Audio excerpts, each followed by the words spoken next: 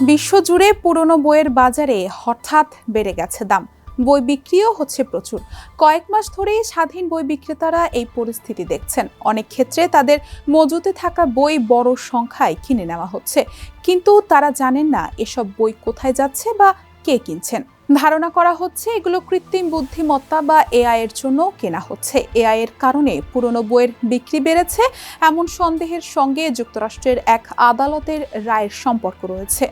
নর্থাম্বারল্যান্ডের বার্টার্স বুকসের Stewart ম্যানলে স্বাভাবিক সপ্তাহে 2 থেকে 3 হাজার বই বিক্রি করেন। সম্প্রতি তিনি কানাডার এক প্রতিষ্ঠানের কাছ থেকে ওই সংখ্যক বই বিক্রির অর্ডার পেয়েছেন। তিনি পুরনো বইয়ের বাজারে গত 30 বছরে এরকমটি হতে দেখেননি বলে জানিয়েছেন। বিবিসির খবর বলছে, ম্যানলে একা নন, বিশ্বজুড়ে বিক্রেতাদের একই অবস্থা। তারা হঠাৎ এরকম বড় মাপে অর্ডার পাওয়া শুরু করেছেন। তারা কেউই জানেন না এই বইগুলো কোথায় যাচ্ছে বা এর ভবিষ্যৎ কি। 2025 সালে এক বিচারক রায় দিয়েছিলেন, পুরনো বই কিনে এআইকে প্রশিক্ষণ দিলে যুক্তরাষ্ট্রের কপিরাইট আইনের লঙ্ঘন হবে না।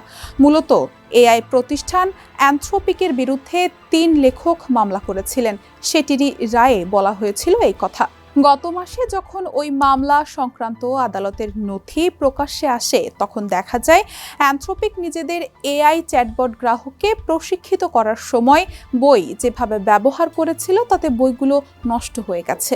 বই বিক্রেতাদের জন্য পুরো বিষয়টি বড় দ্বন্দ্ব সামনে নিয়ে এসেছে। বই ধ্বংস করে ফেলার বিষয়টি তারা ঠিক পছন্দ করতে পারছেন না।